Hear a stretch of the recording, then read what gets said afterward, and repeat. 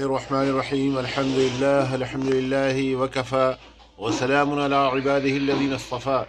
सामिईन बातमकीन, आज की इस नशिस्त में इंशाअल्लाह ताला 3 उर्दू अल्फाज उस्तख़ान,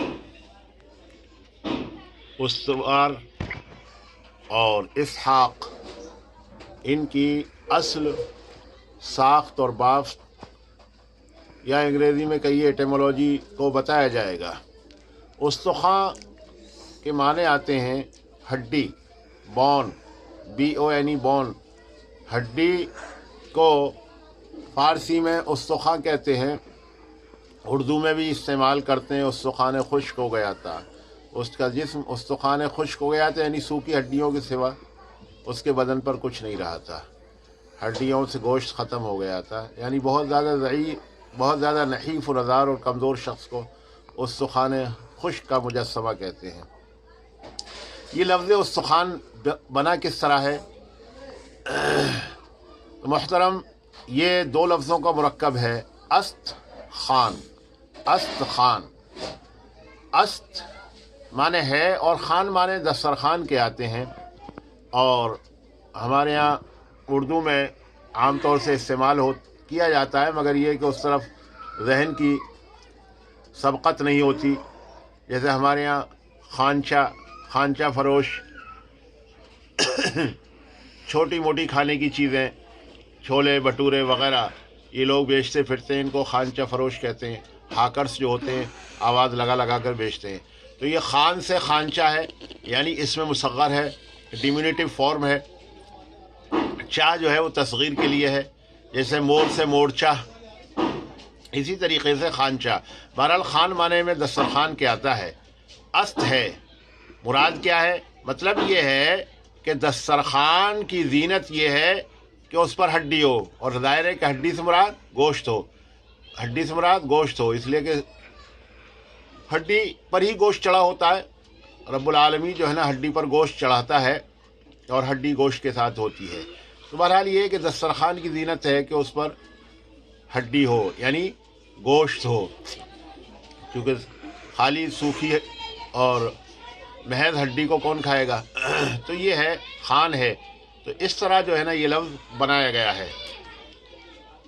और वैसे भी जो है ना, कैल्शियम जो बहुत बड़ा अहम जुज़ है इंसान का, वो हड्डी जो है कैल्शियम से ही बनती है। बाहर कैफ, ये जो है ये इसकी एटिमोलॉजी और असल और साख्त और बाफ्त है। अस्त खान, तो गोया के खान यानी दस्तरखान की ज़ीनत ये कि हड्डी हो, यानी उस गोश्त हो, रखा हुआ हो, चाहे वो मछली की शक्ल में हो। मछली के कांटे भी जो है ना वो हड्डी ही के कायम मकाम है। और यह है कि बकरे का गोश्त हो, मुर्गे का गोश्त हो वग़ैरह। तो ये देखिए किस कदर जो है ना वो ज़ियकी है। और जिन्होंने ज़बान को वज़ा किया, बनाया, जो असहाब लुग़त हैं और दमासाज हैं, उन हज़रात ने जो है हड्डी के माना अदा करने के लिए उस्तख़ान का लफ्ज़ चुना, जिसके 2 जुज़ हैं, 2 सिलेबल हैं, अस्तख़ान। दूसरा लफ्ज़ जो है उस्तवार है। ये दरअसल इस्तिवा आर है। इस्तिवा अरबी का लफ्ज़ है और आर जो है फ़ारसी का लफ्ज़ है।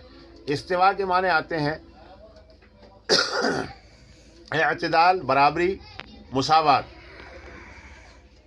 और आर जो है वो इस्म फ़ाइल क़यासी है, फ़ारसी का इसमें लगा हुआ है, यानी इस्तिवा को, बराबरी को, इत्तिदाल को जो है ना आरास्ता करने वाला। तो ये माना इस्तिवार के या उस्तवार के जो लिए जाते हैं, दर हकीकत इस्तिवा आर है, लेकिन ज़बान को मुज़य्यन करने के लिए हरूफ के एराब को बदल दिया जाता है। चुनांचे इस्तिवा आर के बजाय उस्तवार पढ़ा जाता है। तो इस्तिवा में अलिफ का जो ज़ेर था वो ख़त्म करके उस पर पेश लगा दिया, और इस तरीक़े से आर जो था वो उस पर मद था, अलिफ पर वो ख़त्म कर दिया गया। इस तरह इस्तिवार हो गया, जिसके माने मज़बूत, महकम और महफूज। मज़बूत और महकम और महफूज जो चीज़ होती है, कहते हैं कि वो फलां चीज़ उस्तवार है। और तीसरा लफ्ज़ जो है वो इसहाक़ है। इसहाक़ حضرت ابراہیم علیہ نبینا علیہ الصلوۃ والتسلیم کے دوسرے صاحبزادے کا نام. یہ لفظ عربی بھی ہے اور اس میں جو ہے نا ہبرو یعنی عبرانی زبان کے ہونے کا بھی امکان ہے. عبرانی زبان کے لحاظ سے اس کے معنی لائن اور شیر کے آتے ہیں، اور عربی کا امکان اس طرح ہے کہ اسحاق کے معنی گھسیٹنا، گھسٹنا، پرانا ہونا.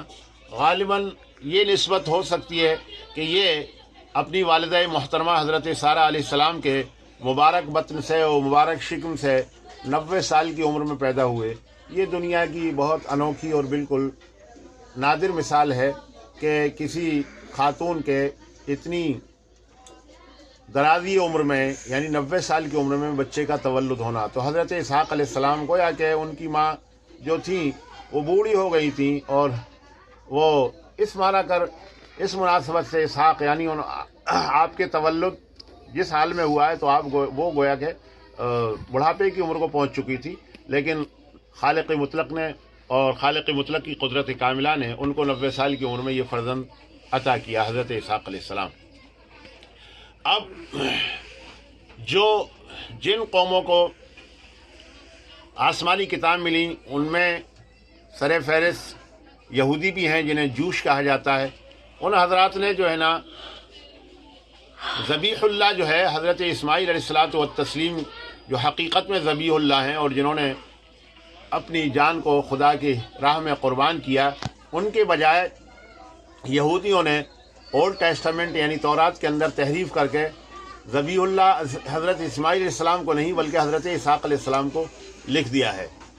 اور انہوں نے نفرت کیوں کی؟ اس لیے کہ حضرت اسحاق علیہ الصلوۃ والتسلیم کی نسل سے جو ہے نا اسرائیلی انبیاء جو ہیں انہی کی نسل سے ہیں، اور حضور پاک صلی اللہ علیہ وسلم جو ہے نا وہ حضرت اسماعیل علیہ الصلوۃ والتسلیم کی نسل سے ہیں.